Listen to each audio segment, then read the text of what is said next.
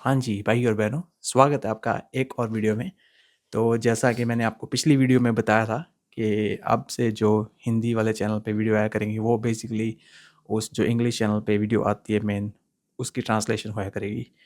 तो कई वीडियोज़ की काफ़ी डिमांड रहती है बोथ इंग्लिश और हिंदी में, तो उसी वीडियो का हिंदी वर्ज़न कर दिया करेंगे, डब कर देंगे उसको। तो बेसिकली इस वीडियो में हम जो पिछले हफ़्ते लॉन्च की है वीडियो इंग्लिश वाले चैनल पे, वो थी नो फर्दर स्टे के बारे में। क्योंकि काफ़ी क्वेश्चंस आए थे पीछे कि भाई ये नो फर्दर स्टे का क्या सीन हो गया एकदम से, मतलब इन्होंने क्या स्टूडेंट वीज़ा पे बंद कर दिया है फर्दर स्टे देना। तो मतलब जो स्टूडेंट्स पढ़ने आ रहे हैं, क्या उसको पढ़ने के बाद वापस जाना पड़ेगा, क्या सीन है? मतलब थोड़ा उस पे क्वेश्चन आ रहे थे। तो मेरे को मतलब पहले तो सरप्राइज़ हुआ थोड़ा, क्योंकि ऐसी कोई अपडेट आई नहीं थी। लेकिन वो एक मीडिया स्टेटमेंट में जो मिनिस्टर ऑफ होम अफेयर है यहाँ के, क्लेयर ओनेल, उनका स्टेटमेंट आया था कि भाई ये जो विजिटर वीज़ा पे आ रहे हैं लोग और आके फिर चेंज कर रहे हैं अपना कोर्स, उन पे हम थोड़ी वो लगाएंगे नो फर्दर स्टे की इम्पोजिशन, मतलब उस पे लगाया करेंगे मतलब ठप्पा के भाई आप और स्टे नहीं कर सकते। तो उसके रिलेटेड ही वो इंग्लिश वाली वीडियो लॉन्च की थी। तो इस वीडियो में भी थोड़ी उसी पे बात कर लेते हैं और थोड़ा कैजुअली तरीके से समझा देते हैं आपको कि क्या सीन है वो नो फर्दर स्टे का, और किस पे लगेगी और किस पे नहीं लगेगी। सो पहले ही अपडेट जो मिनिस्टर की तरफ से आई थी, वो स्टेटमेंट वो एक बार ध्यान से पढ़ लें उसको दोबारा से। उस पर लिखा हुआ है कि to avoid visitor visas being used as a way to subvert offshore student visa integrity checks, the government will be increasing the imposition of no further stay condition on visitor visas. If a prospective student is offshore and looking to come to Australia as a student, then they should apply for student visa offshore. काफ़ी clearly लिखा हुआ है उन्होंने इस पे, emphasis डाला हुआ है विजिटर वीज़ास पे। लिखा हुआ है कि भाई ये जो condition no further stay condition हम बढ़ाएंगे विजिटर वीज़ास पे, क्योंकि उनको पता लग चुका है कि भाई कई लोग हमारे ही मुल्कों से ज़्यादा वहाँ से आते हैं, यहाँ पे विजिटर वीज़ा पे आते हैं, यहाँ पे आके चेंज कर लेते हैं उसको स्टूडेंट वीज़ा पे। तो वो सीन ख़त्म कर देंगे, ये कर ही दिया है आप समझो। क्योंकि फिर अभी वो देखा करेंगे केस बाय केस। उन्होंने ये तो नहीं बताया कि कब से लागू होगी, मेरे हिसाब से लागू हो चुकी होगी इंटरनली उनकी, गेस कर रहा हूँ क्योंकि I am not a migration agent, मैं कई बार बता चुका हूँ आपको। लेकिन जो इंटरनली उनकी सिस्टम प्रोसेसिंग हुई उस पर पहले उन्होंने कह रखा होगा कि भाई जो ये जो बंदे इतनी एज ग्रुप के इतने इस कंट्री से आते हैं, उन पे थोड़ा ध्यान रखें कि भाई अगर ये विजिटर वीज़ा पे आते तो उनको नो फर्दर स्टे उन पे लगाया जाए वीज़ा पे, ताकि जब वो यहाँ पे आए तो चेंज ना कर सकें अपना स्टूडेंट वीज़ा।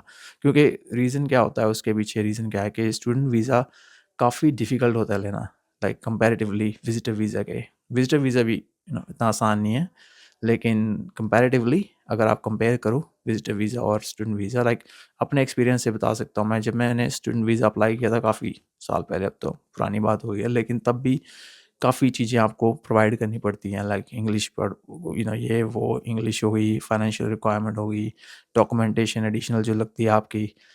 जबकि विजिटर वीज़ा काफ़ी आसान है उसके मुकाबले। लाइक विजिटर वीज़ा तो मैंने खुद ही मतलब पेरेंट्स का कई बार अप्लाई भी किया है, और फ्रेंड्स और फैमिली का जो आ रहे हैं इधर, उनका अप्लाई किया हुआ है।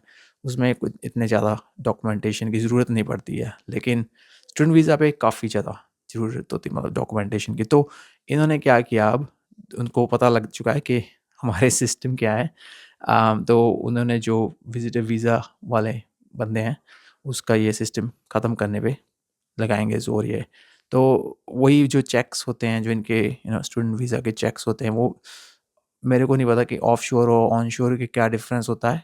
ये कोई एजेंट ही बता सकता है, अगर कोई वन बहुत ऑफशोर और ऑनशोर करता है स्टूडेंट्स का, तो उसको पता होगा। लेकिन जो इन्होंने लिखा हुआ है उसके हिसाब से कि बंदा मतलब जो इधर ऑस्ट्रेलिया में पहुँच गया, तो उसके बाद उसको थोड़ा आसान हो जाता है स्टूडेंट वीज़ा कंपैरेटिवली ऑफशोर।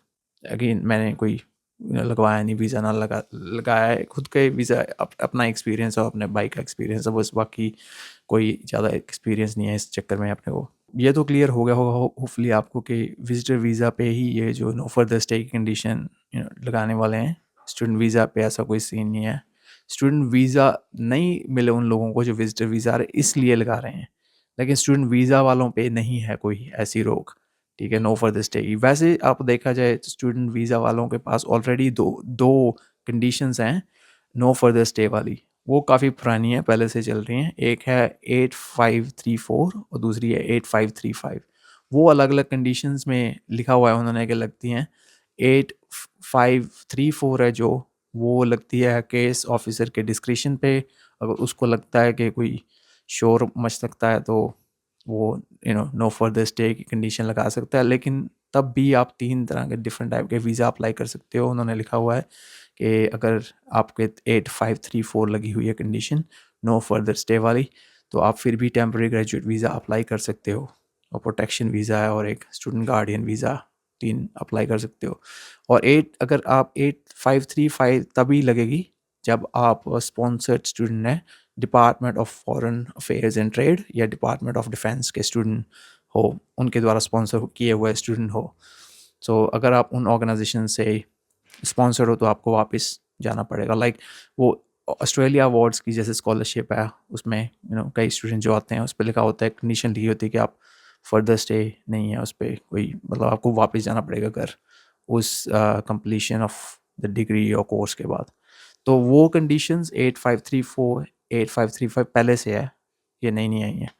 तो और हर बंदे पे लगती भी नहीं है, वो सिर्फ लाइक 8534 पे सिर्फ केस ऑफिसर की जब मर्जी होती है, डिस्क्रिशन उसकी है, तो वो लग सकती है वो।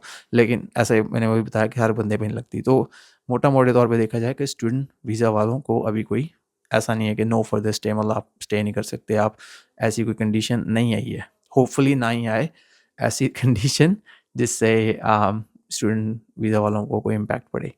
लेकिन गवर्नमेंट आज कल जैसे चल रही है ना, हाथ पैर धो के पीछे पड़ी हुई है इंटरनेशनल स्टूडेंट्स के। उनको लग रहा है कि भाई इनकी की वजह से हमारे यहाँ पे इन्फ्लेशन बढ़ी है, रेंट उन्हीं की वजह से बढ़ा है। लेकिन सभी खुद की मतलब रिस्पॉन्सिबिलिटी किसी और पे थोपना तो आसान काम है ना भाई। लोग बाहर से आ रहे हैं, आपको मतलब उन पे इल्ज़ाम लगाना बड़ा आसान है, क्योंकि वो उन्होंने कौन सा वोट डालनी है आपको, तो गवर्नमेंट के पास भी आसान तरीका होता है उन पे सारा डाल दो। इस पे भी एक वीडियो बनाऊंगा मैं कि कैसे रियली इंटरनेशनल स्टूडेंट्स ब्लेम करने की ज़रूरत है ऑस्ट्रेलियंस को कि नहीं। लाइक आप बता देना मुझे अगर वो वीडियो भी चाहिए कमेंट में। उसके अलावा अगर नो फर्दर स्टे की कंडीशन देखा जाए तो बड़ी आसानी है समझने टर्म। उन्होंने लिखा भी हुआ है कि no further stay means you can not apply for most temporary and permanent visa while you are in Australia. So अगर किसी पे लगी हुई है ये कंडीशन तो उनको वापस जाना पड़ेगा, तो आप कोई टेम्पररी या और परमानेंट वीज़ा नहीं अप्लाई कर सकते। इन्होंने वेबसाइट पे वैसे लिखा हुआ है कि अगर ये 5 रीजंस में आप बिलोंग करते हो तो आपको वेवर भी दे सकते हैं, लेकिन वो कोई आसान नहीं है। वो सिर्फ 5 कंडीशन में अगर आप आते हो, रीजंस में है आपका कोई रीज़न, तो ही अप्लाई कर सकते हो वेवर, नहीं तो नहीं। तो वेबसाइट पे लिखा हुआ है जो वो कंडीशंस ज़रा देख लेते हैं। Unable to travel for medical reason, death और serious illness of close family member, natural disaster in a home country, civil unrest in home country, और school cannot provide you approved course। तो यही 5 condition हैं जिसमें आपको मतलब ये waiver मिल सकता है। उसके अलावा मतलब कोई चांस नहीं है। तो होपफुली आपको क्लियर हो गया होगा कि ये जो नो फर्दर स्टे का शोर मचा हुआ है स्टूडेंट वीज़ा पे, वो नहीं है स्टूडेंट वीज़ा के लिए। वो बात कर रहे हैं टूरिस्ट वीज़ा वालों की। जाते जाते इससे एक इम्पॉर्टेंट लेसन सीख सकते हैं कि ये जो इधर के ऑफिसर्स हैं या इनका जो डिपार्टमेंट है, वो हमारी लोगों की तरफ से ही जो दी गई जानकारी है उसी के हिसाब से चलता है। जो भी हमारे बंदे सिखा रहे हैं इनको, उसी के हिसाब से ये चल सीखते रहते हैं कि ये कौन से डॉजी काम कर रहे हैं, कौन से इनको लूप होल्स पता है, तो वो बंद करते जाते हैं अकॉर्डिंगली। तो जब हम आए थे तो तब और लूप होल होते थे लोगों के लिए, अब कुछ और हैं, आगे कुछ और होंगे, तो जो भी नए लूप होल आते हैं वो उसको बंद करते रहते हैं। तो मतलब अगर जेन्युइनली आप पढ़ना चाहते हो तो ऑस्ट्रेलिया आपके लिए अच्छा कंट्री है। लेकिन अगर आप सिर्फ काम करने के लिए आते हो तो सिर्फ स्किल्ड वीज़ा पे आप कोई और वीज़ा देख लो, स्टूडेंट वीज़ा मेरे हिसाब से आजकल तो खास करके बड़ा ही मुश्किल हुआ है लोगों के लिए वीज़ा लेना। तो होपफुली अच्छी लगी होगी वीडियो। अगर कोई कमेंट है आपका तो नीचे लिखना, और अगर आपका कोई और सजेशन है, क्योंकि ये सजेशन पे ही बनाई हुई वीडियो थी, कई लोगों ने कहा था कि भाई इस टॉपिक पे वीडियो बनाओ, तो ये लो हाजिर है आपके लिए। अगली वीडियो में मिलते हैं। तब तक अपना रखें ध्यान। See you in the next one.